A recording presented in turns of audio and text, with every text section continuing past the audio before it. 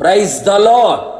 మొదటివాడును కడపటివాడును జీవించువాడును యుగయుగములు సజీవుడైన క్రీస్తు యేసు నామములో మీకు పునరుత్థానపు శుభములు కలుగును గాక.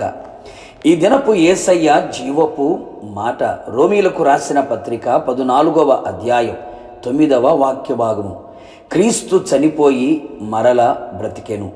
సర్వయుగములలో సజీవుడైన యేసయ్యను నిత్యము ఆరాధించుచు పునరుత్థాన బలమును శక్తిని అనుభవిస్తూ శుభకరముగా ఆత్మీయ ప్రయాణము చేయుచున్న పునరుత్థానుడైన క్రీస్తు సంబంధులారా, మనము సేవించుచున్న యేసయ్య సర్వమానవాళి పాప పరిహారార్థమై శిలువలో మరణించి సమాధి చేయబడి ఆయన చెప్పినట్టుగానే 3వ దినమున పునరుత్థానుడై తిరిగి లేపబడెను.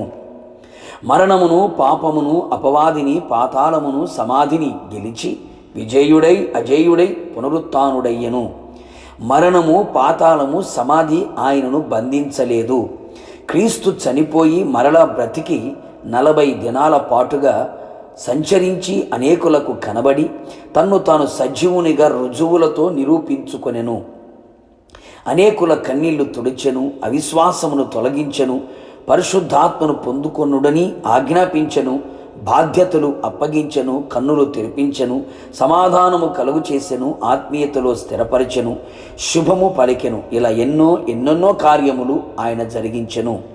ఆయన తిరిగి లేచి పరమునకు చేర్చబడి తండ్రి కుడి పార్శ్వమున కూర్చుండి మన కొరకు విజ్ఞాపనమును చేయుచున్నాడు అని లేఖనములు చెప్పుచున్న నగ్న సత్యాలు.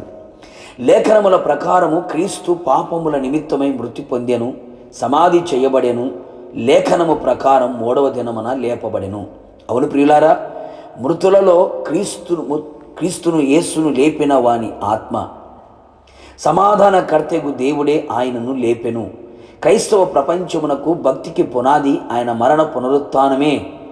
క్రీస్తు లేపబడి ఉండని ఎడల మేము చెయ్యు ప్రకటన వ్యర్థమే, మీ విశ్వాసము వ్యర్థమే, మీరింకనూ పాపములోనే ఉన్నారు. ఇప్పుడైతే నిద్రించిన వారిలో ప్రథమ ఫలముగా క్రీస్తు మృతులలో నుండి లేపబడి ఉన్నాడు గనుక మన భక్తి, ప్రకటన, విశ్వాసం వ్యర్థము కానే కాదు. ఆయన సజీవుడు, మృతులలో ఆయన లేడు, ఆయన లేచి ఉన్నాడు. ఆయన మృతులకును సజీవులకును ప్రభువై ఉన్నాడు. జీవించువారు ఇక మీదట తమ కొరకు కాక తమ నిమిత్తము మృతి పొంది తిరిగి లేచిన వాని కొరకే జీవించవలెను. పునరుత్థానమును గూర్చి అవిశ్వాసముతో నిలిచి ఉండక విశ్వాసము కలిగి భక్తిలో కొనసాగెదము. ఆయన ఎలాగూ మృతి పొంది తిరిగి లేచెనో అటువలే ఆయన మధ్యాకాశములోనికి వచ్చినప్పుడు మనము కూడా లేపబడి ఆయనతో కూడా సదాకాలము ఉందుము అనే నిరీక్షణతో ఈ ఆత్మీయాత్రలో ముందుకు కొనసాగెదము. నిశ్చయముగా మనమందరము మృతులలో నుండి పునరుత్థానము కలిగి ఆయన మరణము విషయంలో సమాన అనుభవం గలవారమై ఆయన పునరుత్థాన బలము ఎరిగిన వారమై ఆయన రాకడ కొరకు సిద్ధపడెదము.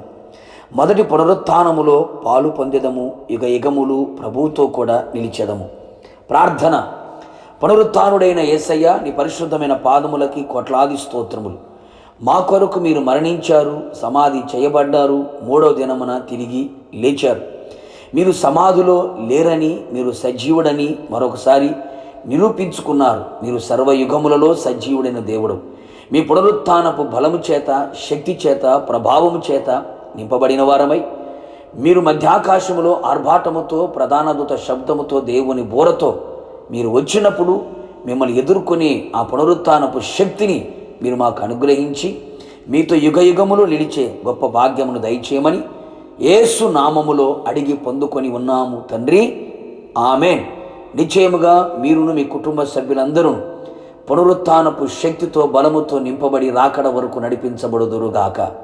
మీకు మీ కుటుంబ సభ్యులందరికీ పునరుత్థానపు శుభములు కలుగునుగాక. Happy Easter. God bless you.